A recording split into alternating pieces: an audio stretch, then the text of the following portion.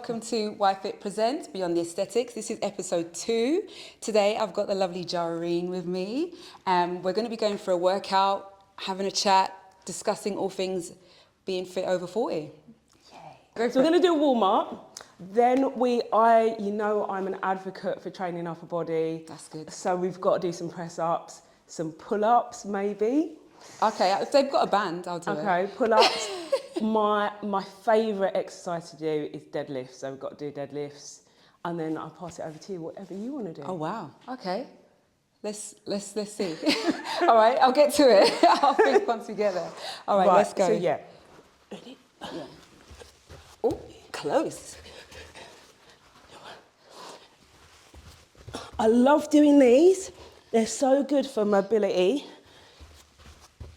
And working on your core. Yeah. And it's another core exercise without having to do sit-ups. How many is that? That's 4. This one. And then back. Okay. Let's get that old synovial fluid to our joint, shall we? Do some squats. 2, 3, good. 4 and 5. I'm about to go into my instructor. Show me, because I never do this. Let's go. Left hand goes over to right leg. Hold the tummy in. Look up to the ceiling. Come to the centre. And then back on the other side.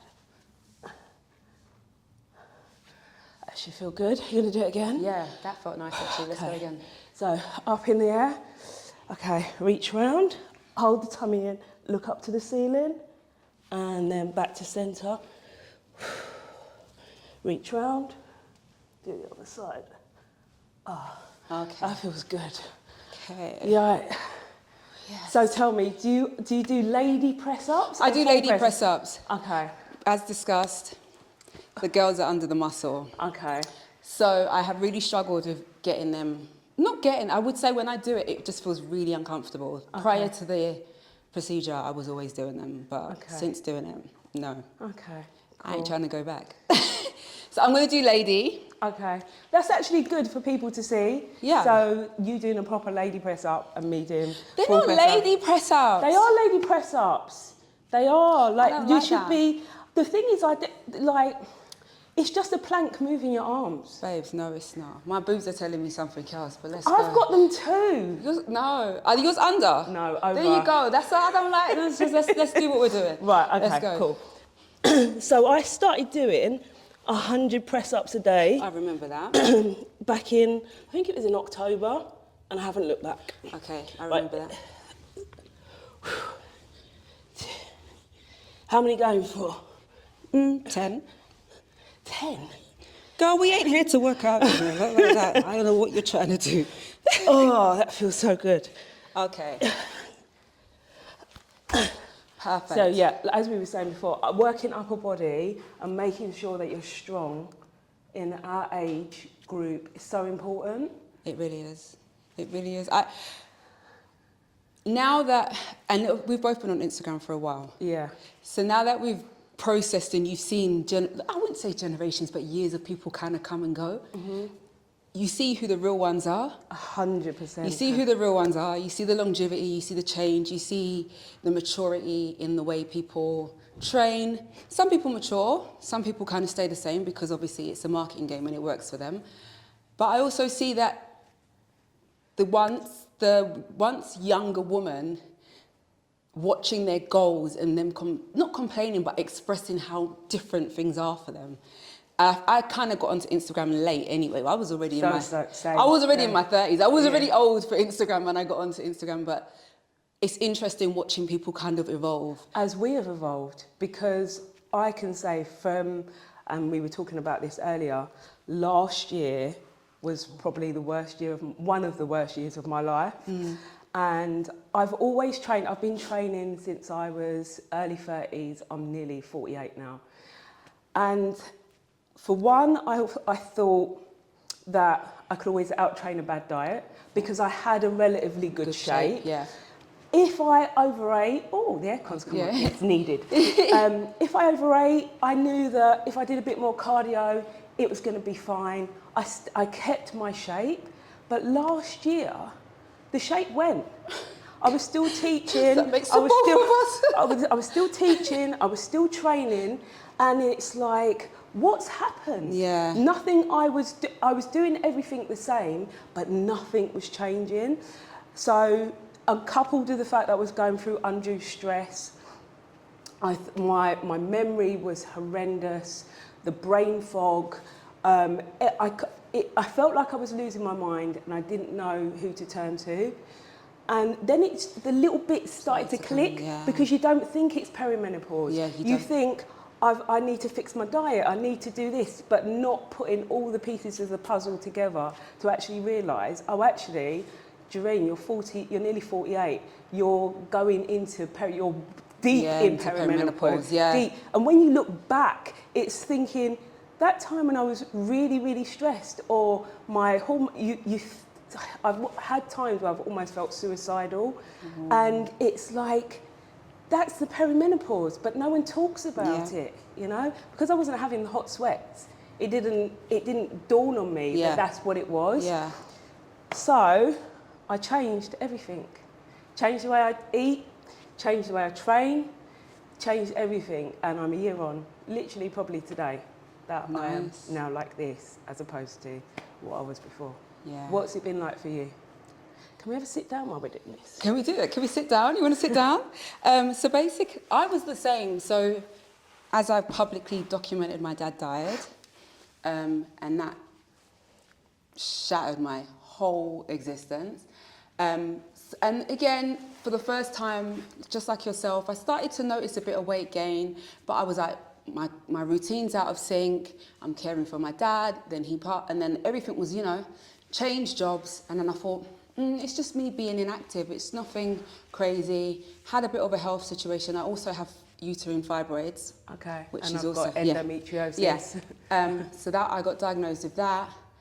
But it was like the same as you. I was still teaching. I was making the effort. Like when I mean the effort, like I was on the Stairmaster. I was lifting. I was doing, and I'm saying to myself, Fontaine, no. Like normally, you fall off a bit, 6, maybe 8 weeks, tops. 8 weeks max. You're back on your game, and it just wasn't happening. And because of the fibroids, and I was becoming so uncomfortable,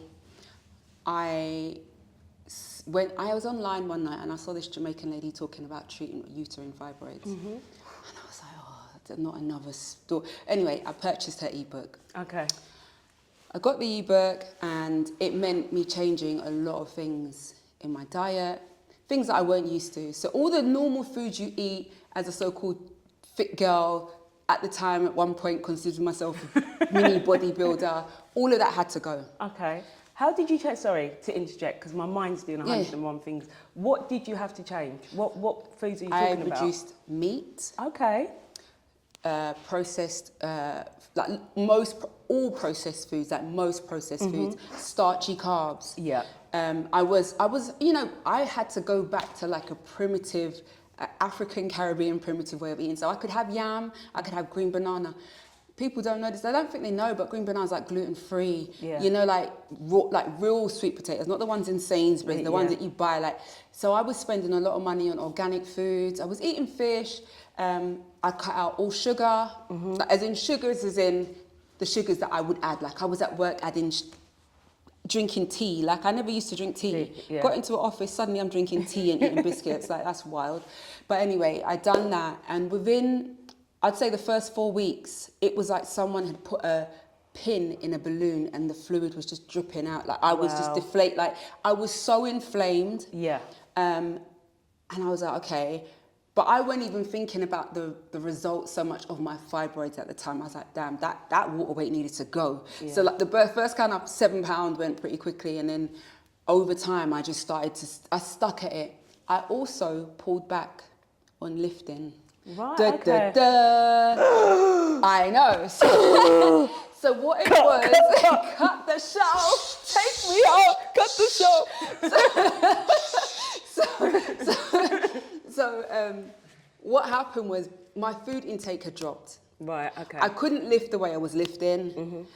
And I wanted to see what would happen. I just wanted to reset my whole thing.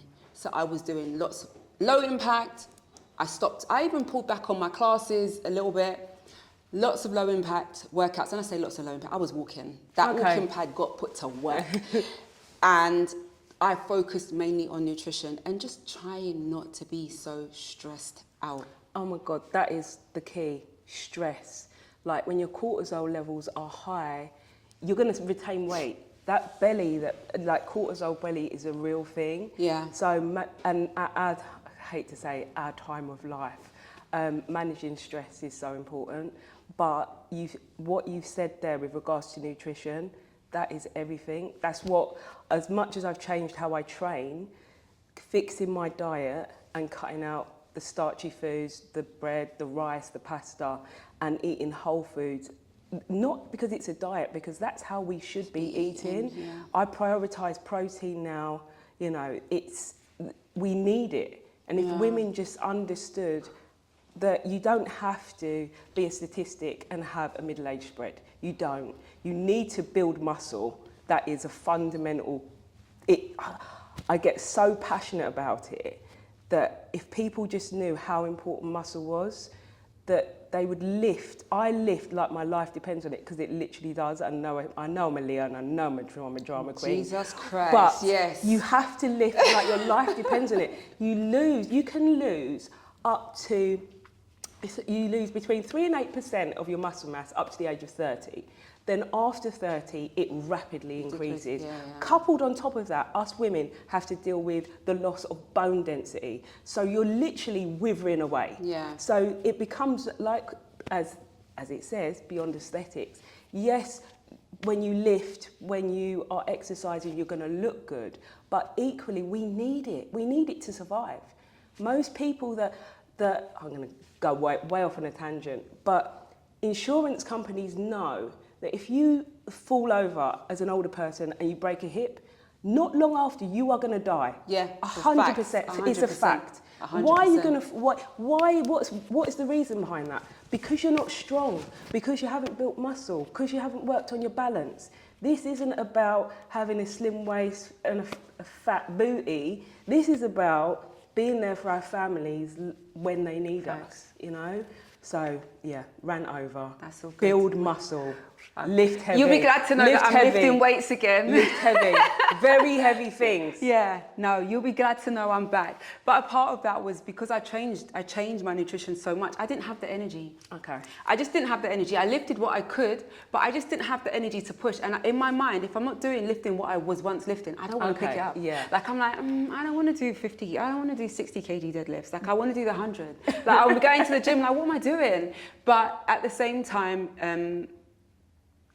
it worked in the sense of me controlling my periods, my fibroids. They've gone down quite a bit, and I genuinely don't feel as symptomatic with them as I was before, and that was my purpose for doing it. So now it's just I'm kind of you can see I'm building myself back up again.